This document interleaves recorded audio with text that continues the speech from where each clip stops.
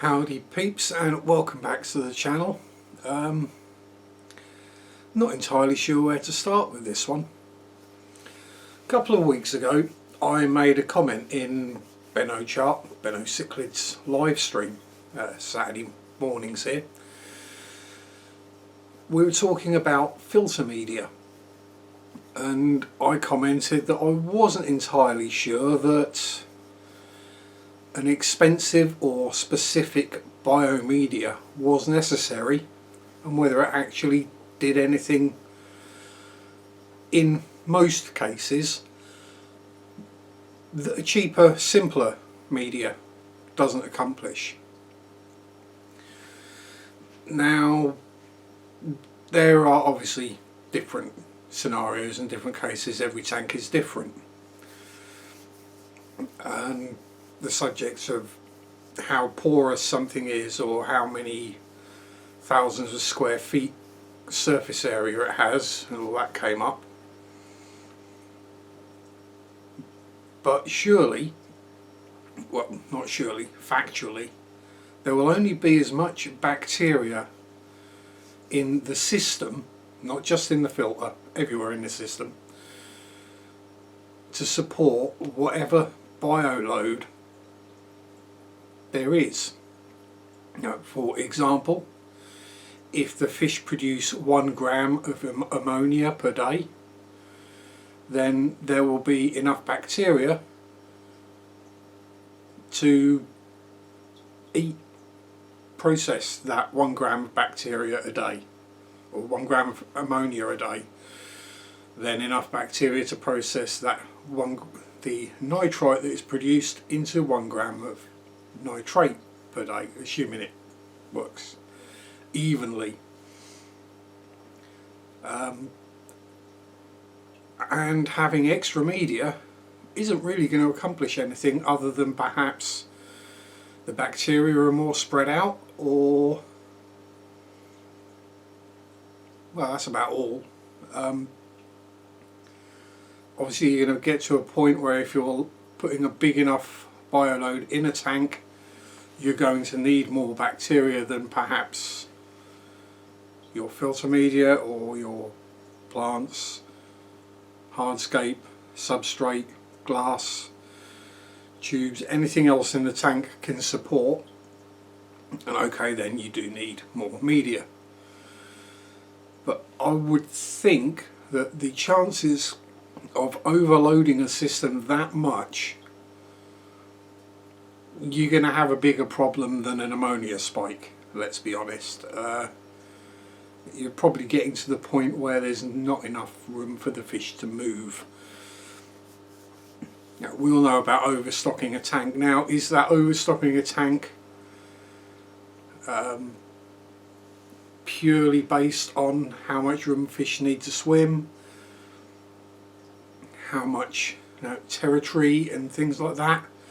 I understand with African cichlids in particular, like Mbunas, haps, peacocks, that kind of thing. I'm not an African cichlid guy, so don't shoot me. I understand that you generally overstock those tanks to spread out, or well, spread out the aggression, so that not one fish is getting picked on constantly and gets killed, and then the process carries on.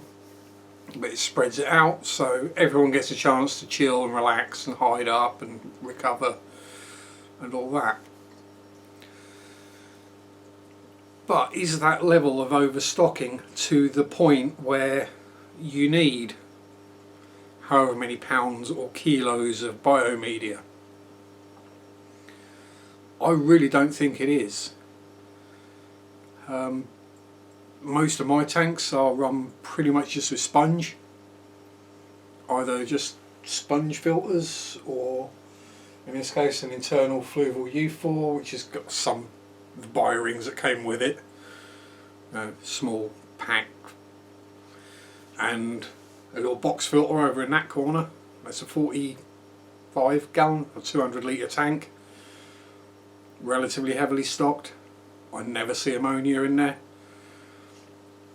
And the nitrates rarely get I do water changes every week, about 25%, and the nitrate levels, depending on my tap water, which is one interesting thing I have around here, being in a rural area. Nitrates rarely get above 30 or so, maybe 40, because of the plants. Let's be honest, plants are one of the best filters you can have. Now, anaerobic bacteria comes into the equation, which is transforming the nitrate into whatever it turns the nitrate into. Pass. I've not looked into it that deeply. It's got, no, the nitrate has to become something else. Probably hydrogen sulfide or sulfur dioxide or something like that gas coming off, but yeah, there's going to be another byproduct, whatever it is. No idea. So perhaps someone knows and can put in the comments below. Now, for anaerobic bacteria, you need low flow and very low, if not no, oxygen in the water. Obviously, water has oxygen in it, it's H2O, but you know, the extra dissolved oxygen in the water, let's say.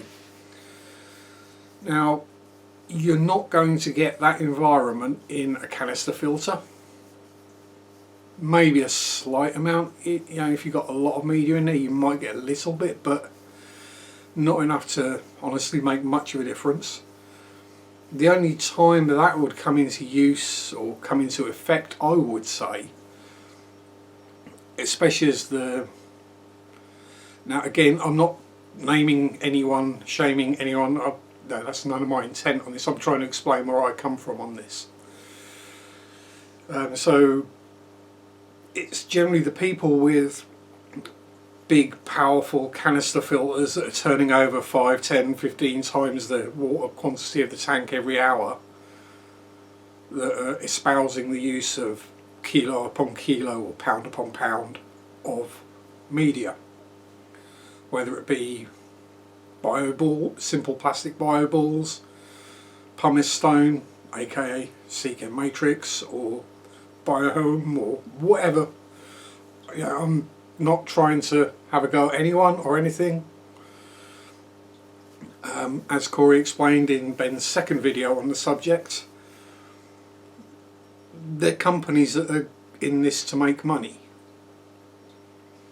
It's in their interest to sell. You know, if they don't sell their media, they go out of business. They have to find new jobs, probably doing something they don't like doing.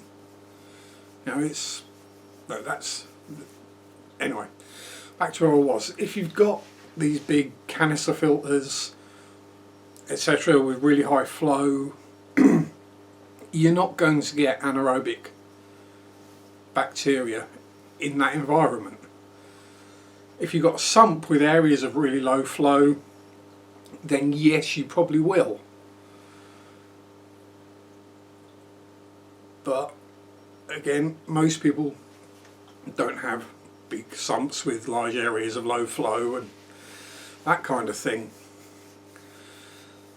I know in the hobby it's seen, you know, in the hobby and on FishTube and whatever, talking to people, there are a lot of people who do, but in the grand scheme of things, if you take every fish keeper there is and then you look at the percentage who have got large sump systems, you're probably getting down to the 1 or lower percent.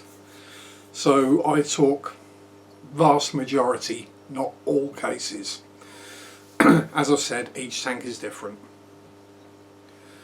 Now, do I blame the manufacturers for trying to sell their product? No. Of course not. They've got to make a living. If I made, you know, if I fed myself, my fish, paid my bills from selling something, I'd do my best to sell it too. We all would.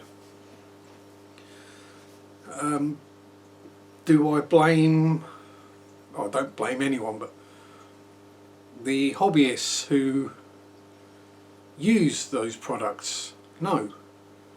Because A, if you've got the money, and B, it gives you peace of mind, and it gives you peace of mind that you're doing the best you can for your fish by spending more money, buying what seems to be or is recognised as the best thing, then great, go for it. I'm not having a go at anyone here. You know, we do what we want. We love our pets. You know, if you have a furry, a cat, a dog or whatever, there's something wrong with it, you take it to the vets, you pay whatever it takes to get your beloved pet healthy again. No, so I can't begrudge someone spending more money on their fish tank and their filters and blah blah blah than say I do. I'm really waffling with this now, but where was I? I completely lost the point in the track and everything. Hang on, I know what will help. Swig. Still not sponsored. Yeah, so does expensive biomedia make a difference? In the majority of cases. I don't believe there's been a full scientific study done on it. I think Corey alluded to as much in his contribution to Ben's video, which was very well put and well elucidated as always, Corey. Not that you'll ever watch this. Maybe it'll get back to you. Maybe you'll even find out it was me that started it. Then you can come and shoot me. No, it's just one of those things, I think, where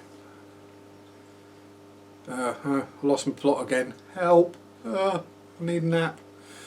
Where was I? Scientific studies. Now, if someone was to do a scientific study, that's going to take months, if not years, to accomplish. Because you're going to need to set up identical tanks with identical filters, identical bioloads, identical maintenance schedules, and have them running for long enough that you can get a meaningful set of results. And I don't just mean, is there any ammonia? No. Is there any nitrite? No. Are the nitrates reduced? No. That will be one that might, or it would show that something else is happening. Again, it would need to be a bare bottom tank, so you know you've got not got any anaerobic bacteria in the tank under the substrate, for example. We've all seen the sand substrates that have got the black around the outside edges, which is the anaerobic bacteria working in the sand. And then what you would need to do is take the media from those tanks and gradually reduce the amount until you start seeing nitrates or nitrites or ammonia showing up. And then you'd need to calculate what the load was, i.e. how much ammonia the fish produce on a daily basis. So again, you're going to need to scientifically feed them a certain amount every day, and it has to all be eaten. And then you're going to have to take that media, stick it under an electron microscope, and see just how much bacteria colony there is. How much room does the bacteria need? So I mean, if, for example, this tank, if all you need is 1 square foot of media total, or surface area,